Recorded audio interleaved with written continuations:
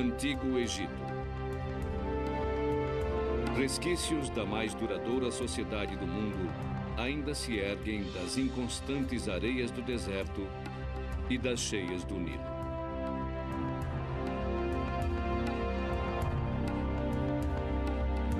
Mas durante 1.600 anos, uma parte importante da paisagem ficou escondida. Enterrada como um tesouro no mar, aguardando para ser descoberta.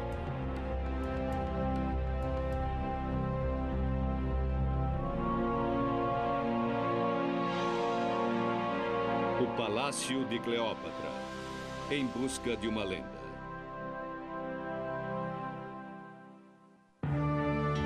Egito. Durante 5.000 anos, uma civilização prosperou aqui, repleta de imagens de riqueza e veneração, poder e orgulho.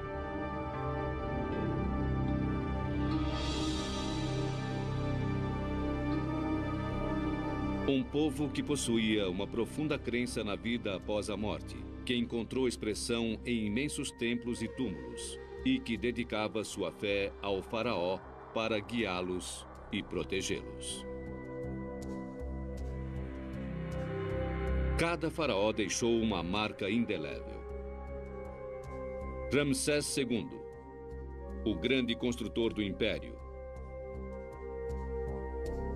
e Tutancâmon, o rei menino. Mas a mais famosa de suas rainhas simplesmente desapareceu. Cleópatra, a face que inspirou milhares de lendas.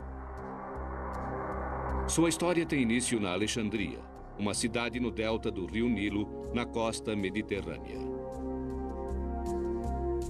Foi fundada em 332 a.C. por Alexandre o Grande, que conquistou o Egito para seu sempre crescente império. Depois da morte de Alexandre, a cidade caiu nas mãos de seu general, Ptolomeu I, que estabeleceu o controle grego sobre o Egito. Em 100 anos, a Alexandria se tornaria a cidade mais famosa do mundo. Um glorioso centro cultural e de estudo que atraiu os maiores intelectuais e artistas da época. E enriqueceu como porto comercial entre a Europa e a Ásia.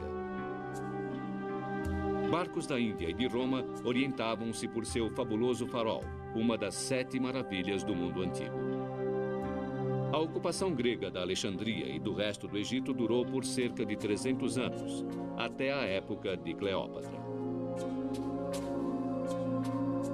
Rainha Cleópatra, a 7ª. Uma rainha egípcia de sangue grego, ela permanece como um dos maiores enigmas da história.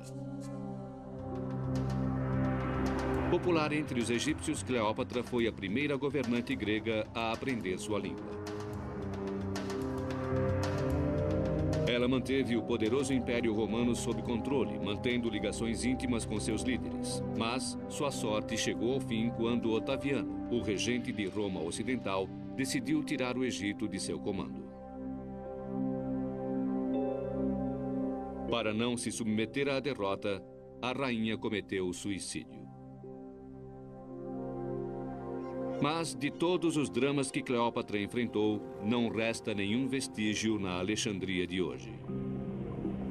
Na verdade, seu mundo encontra-se escondido sob 10 metros de águas turvas em uma baía que se estende por mais de 2 quilômetros quadrados. Ninguém jamais tentou uma busca em grande escala neste sítio enorme até agora.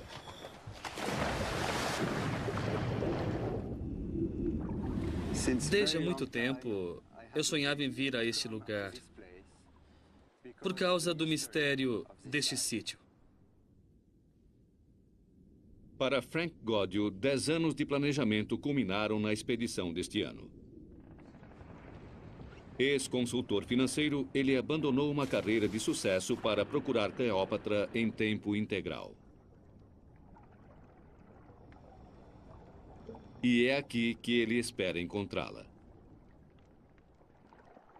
Enquanto explorava a ilha submersa de Antirodos, local do lendário palácio de Cleópatra, sua equipe de mergulhadores encontrou um pedaço de madeira destacando-se dos sedimentos.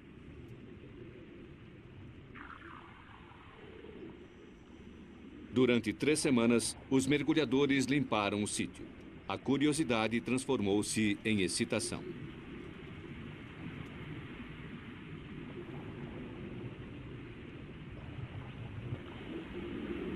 São os destroços de um barco antigo, com mais de 30 metros de comprimento. A grande surpresa para a equipe, para mim, nessa temporada, foi a descoberta dos destroços no porto da ilha de Antirodos.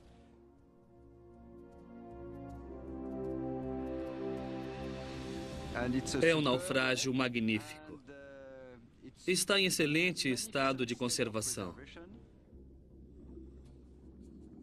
A datação por radiocarbono identifica o barco com a época de Cleópatra.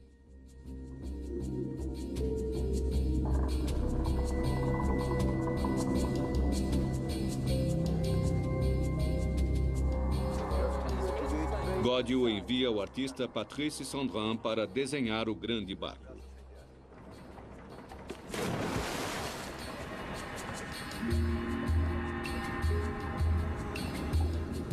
O papel especial à prova d'água permite que ele faça um esboço.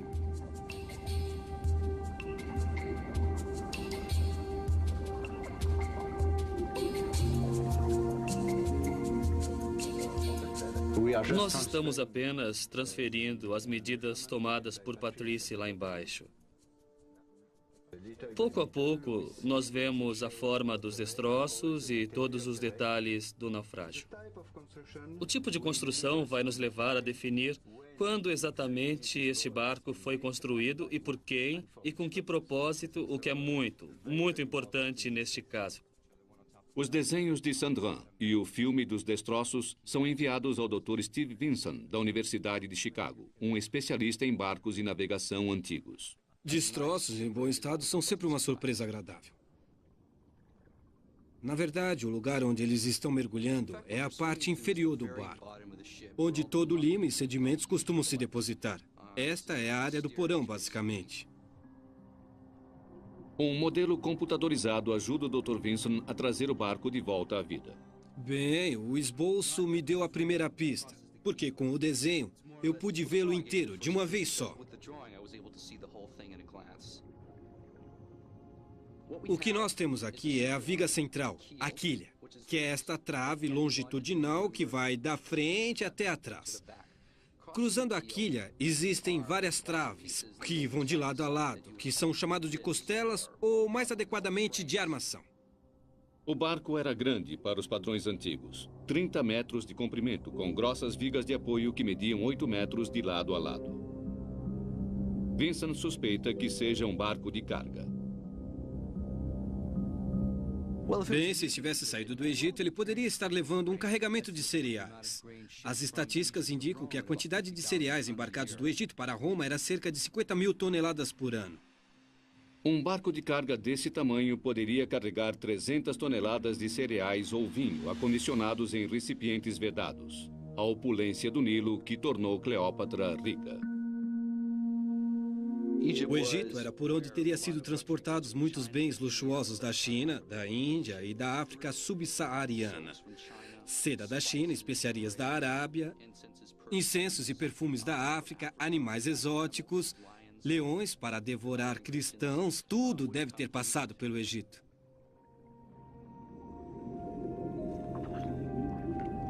Escondidas entre os destroços do barco, a equipe de Godiot encontra joias em perfeito estado.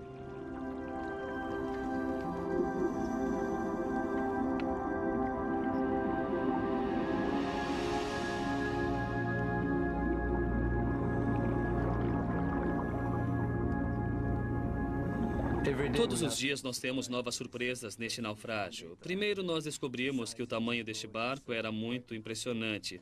E encontramos também muitos objetos de luxo, em bom estado, de ótima qualidade.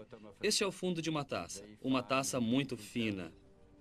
uma linda taça, e nós também encontramos esta presilha em marfim. E encontramos um anel de ouro muito bonito. Muito bonito. E temos este anel de ouro exótico e importante aqui. É um anel de ouro com pedras semi-preciosas, com o desenho de um pássaro chamado de entalhe, e era usado como selo, por exemplo.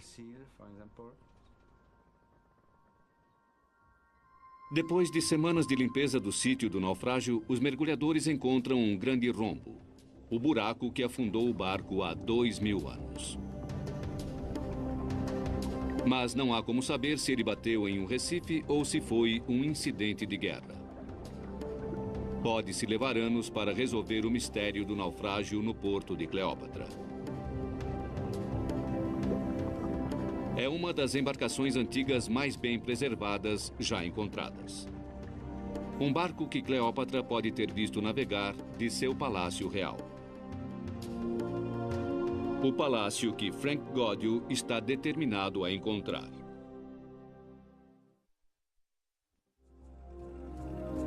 Há 2000 anos, a Alexandria era a cidade mais rica do mundo, maior do que Atenas ou Roma.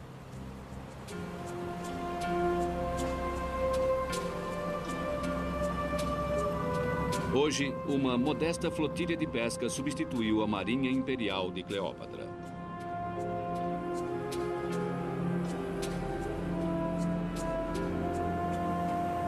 Em algum lugar nestas águas estão os palácios onde ela seduziu os homens mais poderosos da Terra, o poderoso Júlio César e o ambicioso Marco Antônio.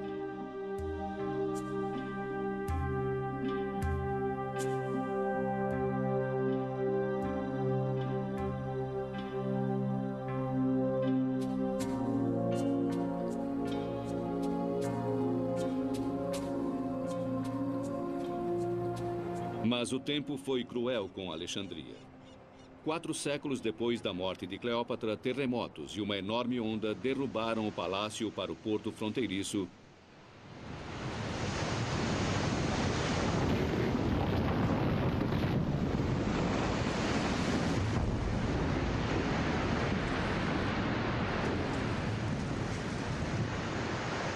Lançando-os na baía e criando um enorme quebra-cabeças submarino. Se alguma coisa resta do palácio de Cleópatra, deve ser encontrada em algum lugar da baía vasta e impassível.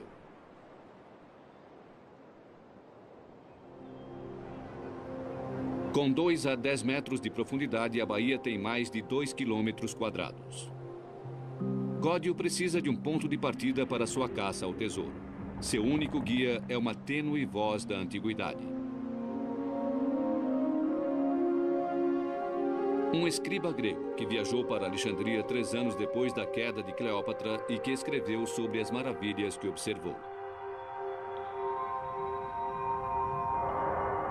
Seu nome era Estrabo, e ele descreveu uma grande cidade fortificada com um imenso farol, uma das 7 maravilhas do mundo antigo. Nós sabemos por Estrabo que em torno deste porto havia palácios e templos. Entre eles havia também uma ilha com o palácio de Cleópatra e um pequeno porto que pertencia ao rei. Foram feitos muitos mapas baseados nos escritos de Estrabo, mas apenas a exploração submarina pode fornecer os detalhes que faltam.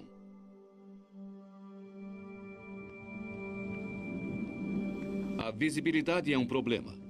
Os mergulhadores raramente conseguem enxergar além de 2 metros nas águas turvas, e a menor tempestade levanta séculos de sedimentos.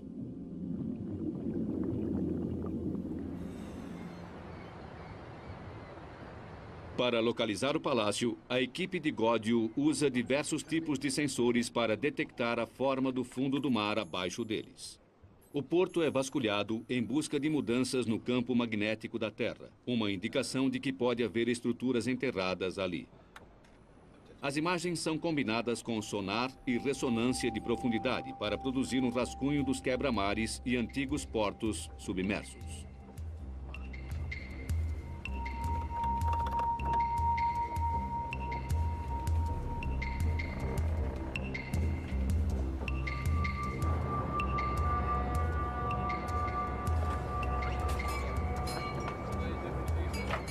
Godio reuniu uma equipe multinacional de mergulhadores e arqueólogos.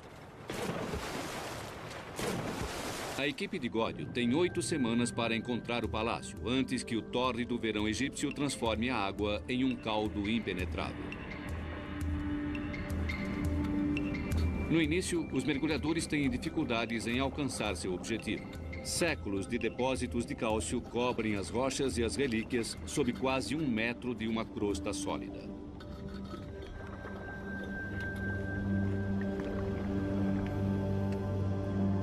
Removendo esta crosta, os mergulhadores expõem fragmentos da grandiosidade e riqueza da antiga cidade.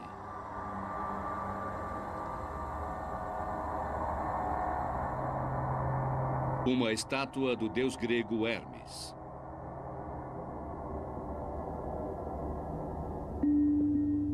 Uma serpente enrolada, guardiã da cidade. Um pássaro sagrado do Egito. O busto de uma imperatriz romana. Godio dá aos mergulhadores um equipamento de tecnologia recente, conhecido como piano, por suas diversas teclas pretas. Ele ajuda os mergulhadores a definir sua posição com a recepção de sinais vindo de um satélite de localização global. Mas os dados do satélite têm uma precisão de 15 metros. Godio necessita de uma precisão muito maior. Então ele encontra uma solução atual em uma fortaleza medieval. Um transmissor é colocado nas torres. Seus sinais serão usados para melhorar a calibragem do piano sob a água.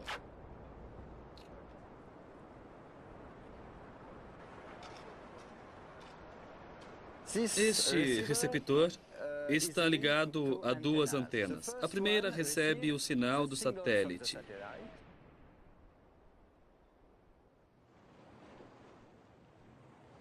E a segunda recebe um sinal da nossa base que fica na torre. O computador ligará os 2 sinais. O sistema de Godio é 30 vezes mais preciso do que o anterior. Esta é a primeira vez que o sistema GPS é usado em arqueologia marinha, e ele permite a Godio e sua equipe determinar a latitude e a longitude de cada local com uma precisão de 1,5 metros.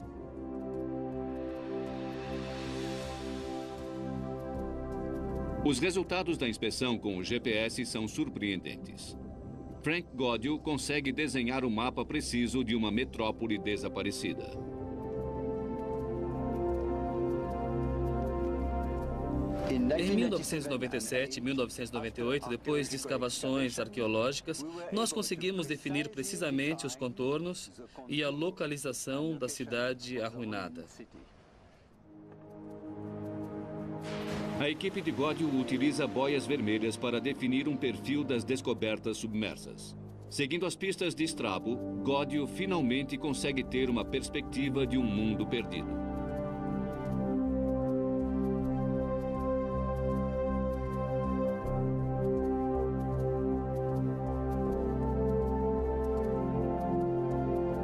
Seu mapa dá acesso aos domínios da rainha.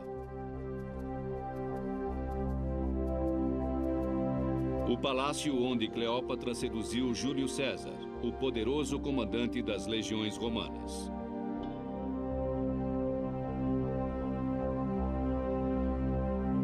O santuário particular que seu companheiro Marco Antônio construiu à beira-mar alguns meses antes de tirar a própria vida.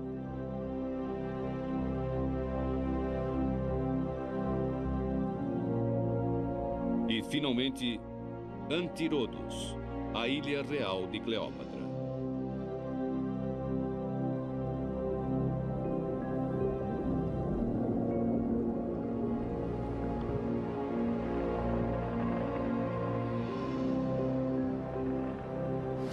Eu nunca pensei que um dia eu conseguiria mapear todo o Distrito Real. Agora nós sabemos que estamos apenas no início de uma grande aventura científica.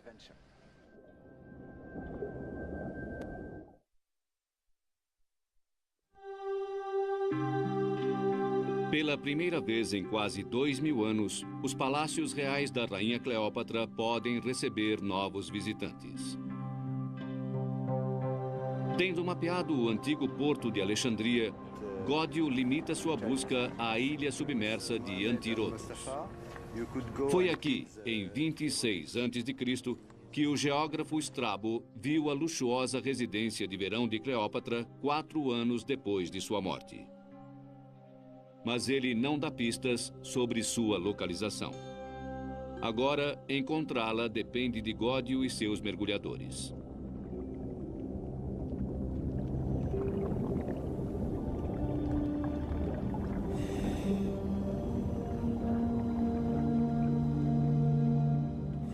Uma escavação arqueológica é como um grande quebra-cabeças. Informações muito pequenas preenchem os espaços vazios. O sítio em si é imenso, 27 hectares, sob águas tão turvas que a visibilidade é frequentemente limitada ao comprimento de um braço. Quando os artefatos são encontrados, eles precisam ser catalogados ao longo de uma linha do tempo na qual a vida de Cleópatra não passou de um breve instante.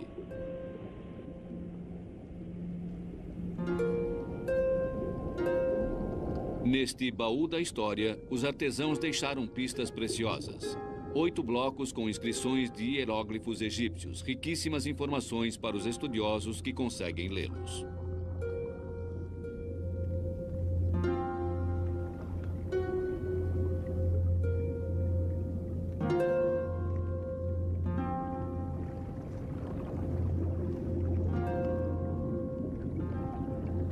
Faixas de silicone flexível são enviadas para baixo para fazer cópias do texto.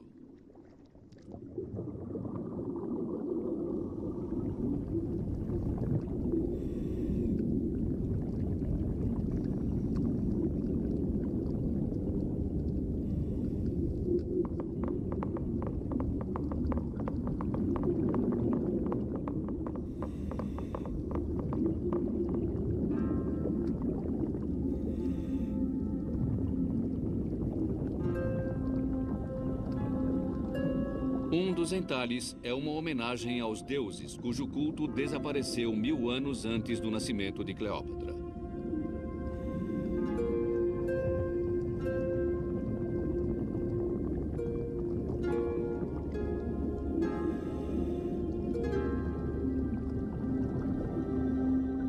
Outras inscrições estão em grego. Um tablete homenageia um imperador que governou 2 séculos após a morte de Cleópatra.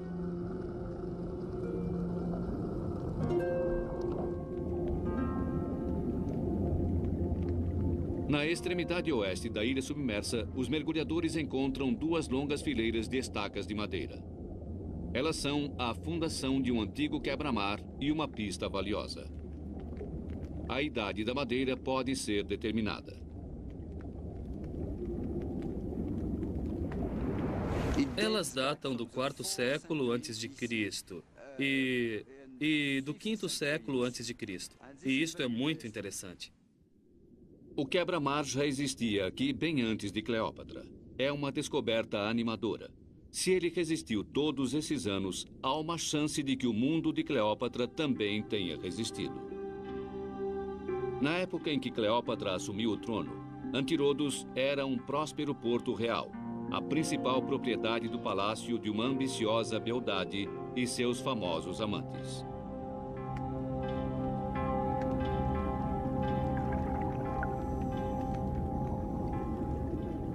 Animado com a descoberta das antigas docas, Gódio procura vestígios dos edifícios do reino de Cleópatra. Perto do cais, os mergulhadores descobriram dezenas de colunas claramente gregas. Os ancestrais de Cleópatra vieram da Grécia e importaram seu estilo para o Egito. As bordas bem marcadas lembram as colunas encontradas em Atenas, mas foram esculpidas em granito egípcio nativo.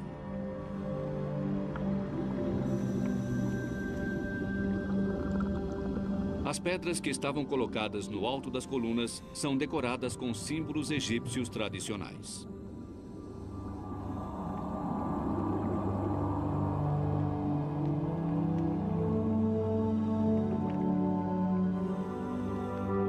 Os pilares deviam formar colunatas elegantes, abrigando a rainha e seu séquito enquanto eles subiam a bordo de seus barcos reais.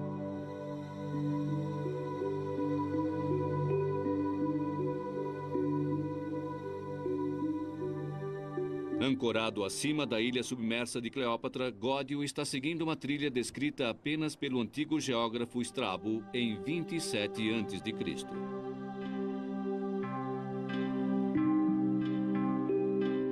Gódio sabe que havia um palácio na ilha de Antirodos.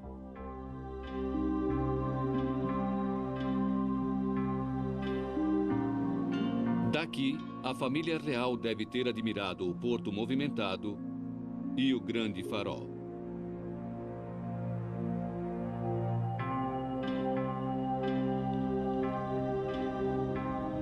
Os mergulhadores de Gódio retiraram a crosta das ruínas na parte sul da ilha submersa. Agora, seu trabalho é recompensado.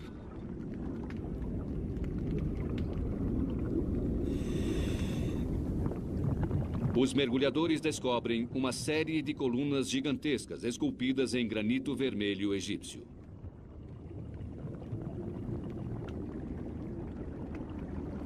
Na parte sudoeste da ilha de Antirodos, nós encontramos grande quantidade de colunas em granito vermelho caídas no porto. Nós contamos 60 unidades.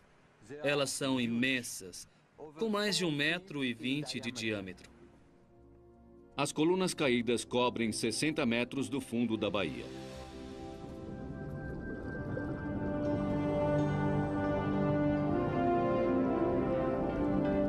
As cerâmicas quebradas sob elas sugerem que talvez tenham ruído durante um terremoto séculos depois da morte de Cleópatra.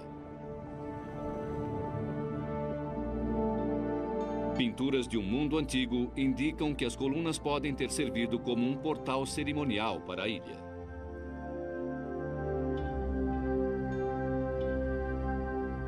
As colunas anunciam a majestade de sua proprietária.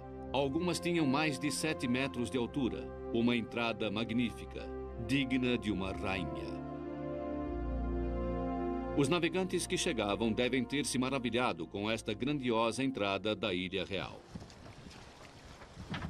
O portal leva Gódio a suspeitar que o palácio esteja próximo do centro da ilha. Mas em suas tentativas de encontrá-lo, Gódio às vezes depara-se com o inesperado.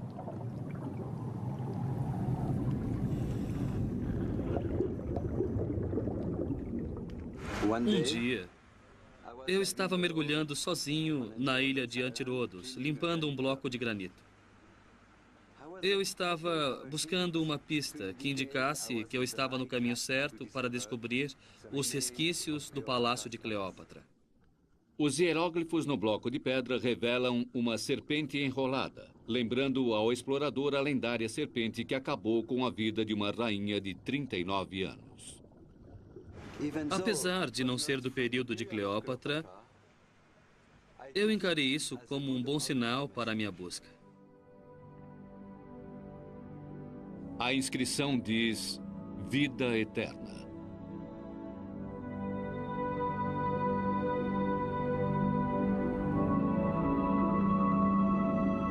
Dezenas de outros blocos são logo encontrados.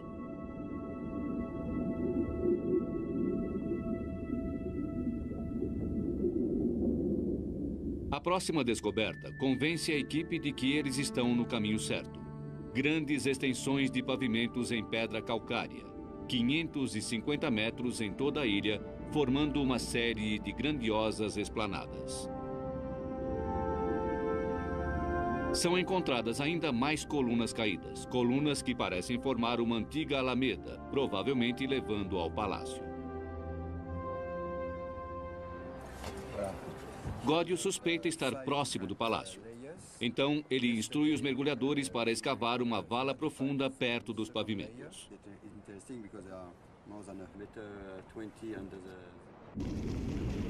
Usando uma potente draga, a equipe vasculha as camadas acumuladas no fundo do porto. Camadas que voltam no tempo desde o Egito moderno até a Roma imperial.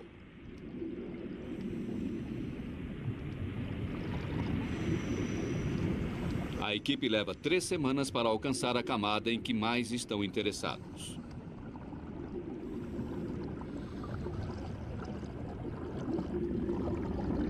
Os mergulhadores emergem com alguns vestígios que restaram.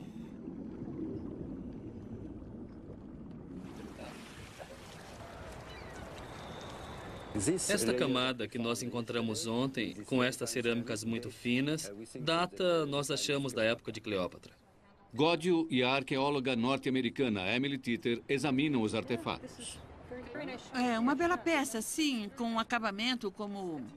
Sim, um prato, um trabalho muito bom. Potes e copos que podem ter sido usados por Cleópatra e sua corte real. Uma pequena lâmpada a óleo. Bonito, hein? Não, esse é bem diferente do que encontramos antes. Está em perfeitas condições. Enquanto isso, uma outra equipe de mergulhadores fez uma descoberta significativa. Onde o pavimento termina abruptamente, aparecem imensos blocos de pedra.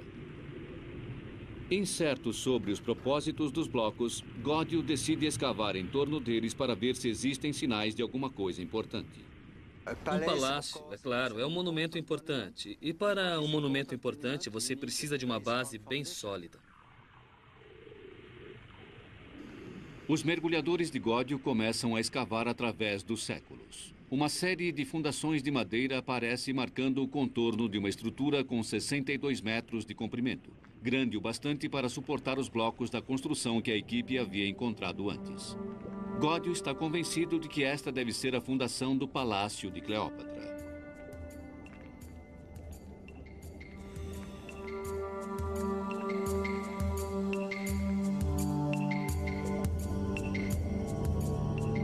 A datação da madeira indica que esta estrutura foi construída 200 anos antes do nascimento de Cleópatra. Godio acredita que este é o palácio que Cleópatra herdou como rainha.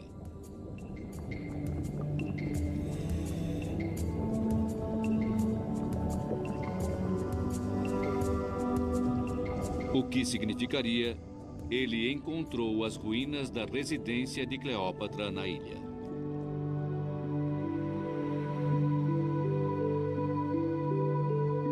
Nós podemos supor que ela passava temporadas nesse palácio quando Júlio César vinha para Alexandria.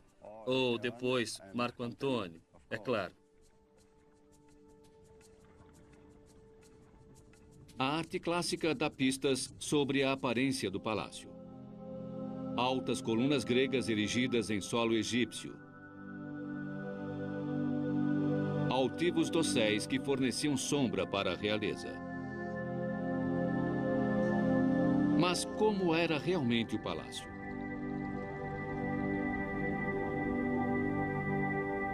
Baseados nas fundações, os especialistas podem arriscar um palpite. Dentro destas paredes, o hall de entrada era forrado em marfim e as portas eram marchetadas em casco de tartaruga da Índia. O palácio era adornado com muitas esmeraldas e as joias brilhavam nos divãs.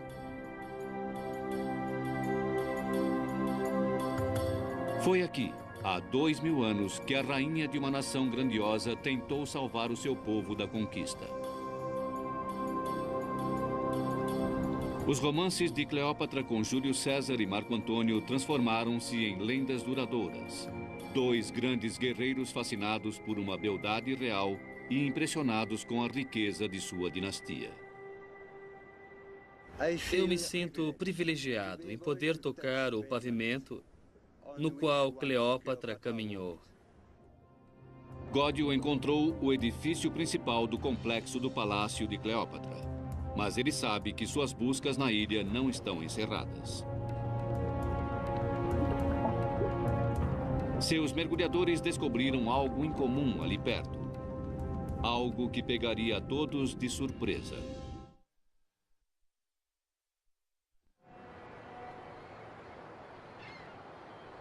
Tendo encontrado a ilha submersa onde Cleópatra governava como rainha, Frank Godio está procurando por um outro edifício.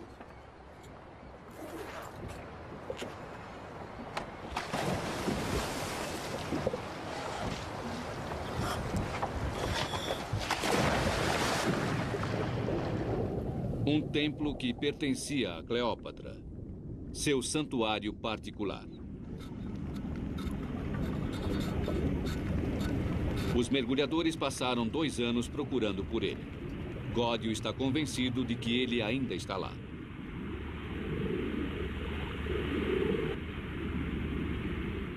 Para os egípcios, o que importava era a vida após a morte.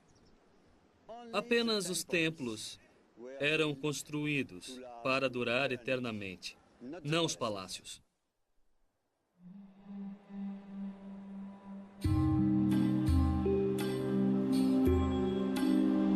Um templo a centenas de quilômetros ao sul ainda anuncia a imortalidade de Cleópatra. Aqui, sua imagem funde-se com a da deusa Ísis.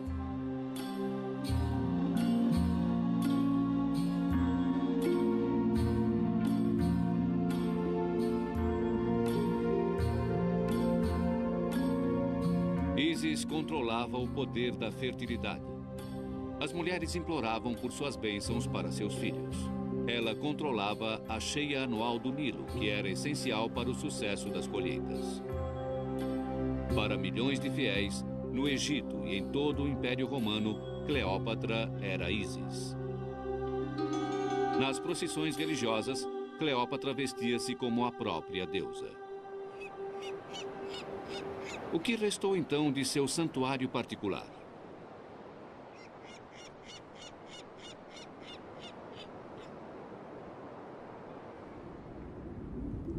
Os mergulhadores vasculham uma área da ilha submersa perto da praia.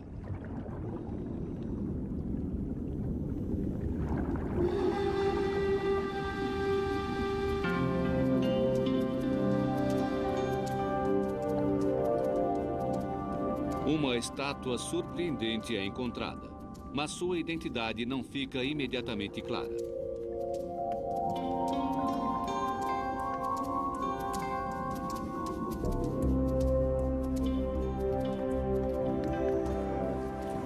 Ela seguirá para a superfície para mais pesquisas. Para erguer a estátua, Godio e o engenheiro Jean-Jacques Roussard preparam um lento e cuidadoso guincho para evitar que a estátua seja feita em pedaços nas pedras irregulares do pavimento abaixo.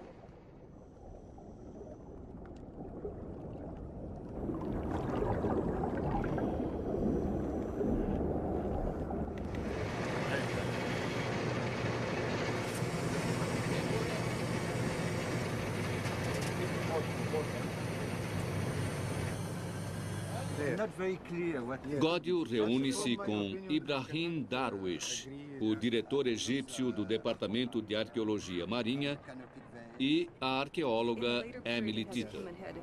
O mais provável é que venha de um pequeno santuário da deusa e este seria o ponto principal do templo. Então o mais provável é que seja um sacerdote, um sumo sacerdote segurando canopos.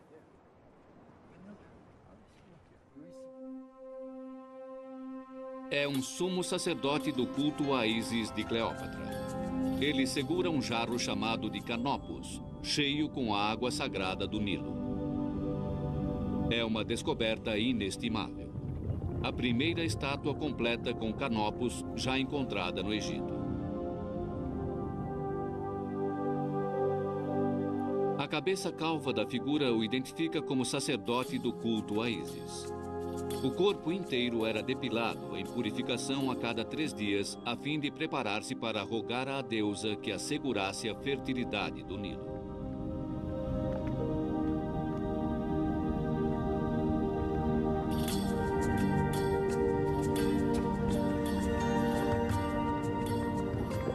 Mas uma coisa ainda mais espetacular aguardava sob as águas. 2 esfinges perfeitas.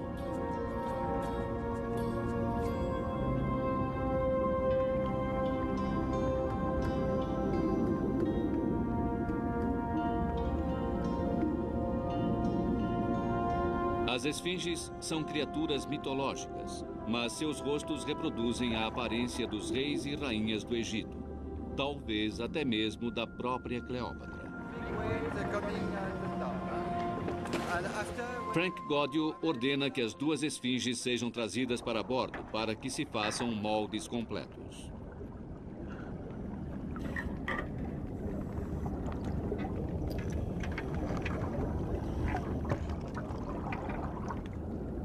Durante 2000 anos, as esfinges estiveram escondidas dos olhos humanos. Agora, por alguns minutos de ansiedade, elas sobem na direção do céu.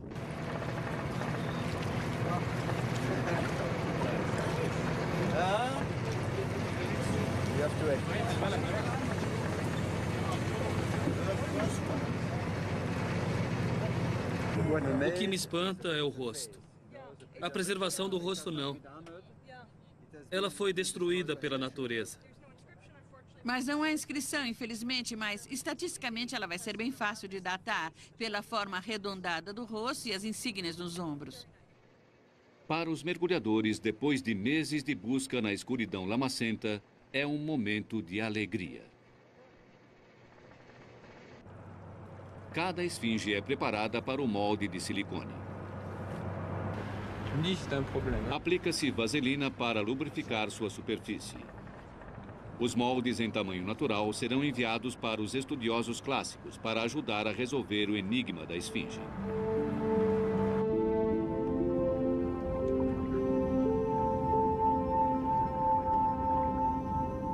A descoberta logo demonstra ser uma revelação. Uma das esfinges tem a aparência do pai de Cleópatra, o rei Ptolomeu XII. A própria rainha deve ter olhado para este rosto.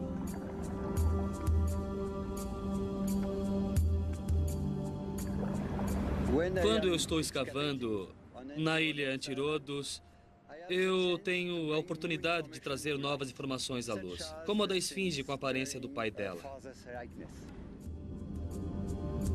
Durante o reinado de Cleópatra, as esfinges eram frequentemente usadas como guardiãs espirituais dos templos. A descoberta de esfinges tão perto do sacerdote Canopus sugere a Godio que ele encontrou o santuário que procurava. Elas foram encontradas na bela área pavimentada, perto das colunas de granito vermelho. Esta localização, muito provavelmente, comprova que havia um pequeno santuário de Ísis perto do palácio. Há 2000 anos, elas estariam abrigadas em jardins sagrados e não no mar.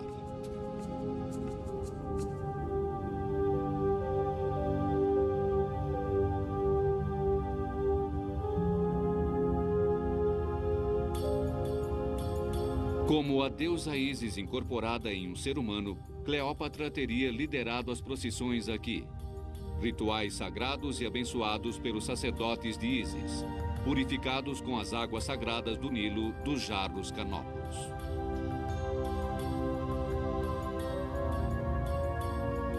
Nas horas finais da expedição, há um último tesouro que deve ser recuperado do porto de Cleópatra.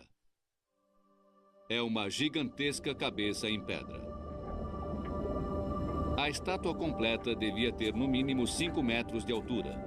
Mas que homem mereceria tamanho memorial? Só há uma forma de ter certeza: trazê-la à superfície para estudos.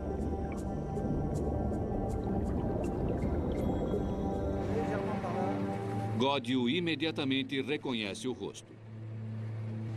É o ditador romano Otaviano, inimigo mortal de Cleópatra. Quando seu poderoso exército invadiu a Alexandria, Cleópatra preferiu suicidar-se a render-se.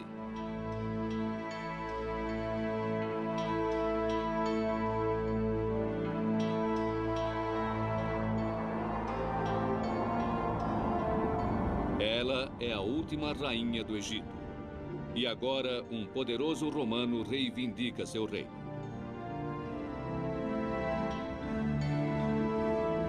Depois de 2000 anos, Frank Gaudio alcançou o mundo dela.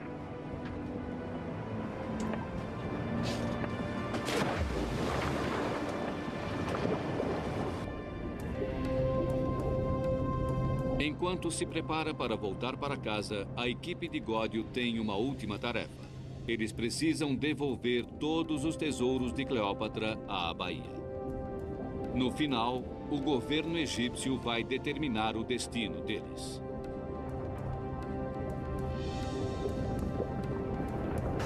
Há 10 anos, eu decidi assumir este importante projeto, tentando encontrar alguns resquícios da cidade submersa de Alexandria. O que ele encontrou abre um novo capítulo na arqueologia egípcia e projeta uma nova luz sobre a lendária rainha que o mundo não consegue esquecer.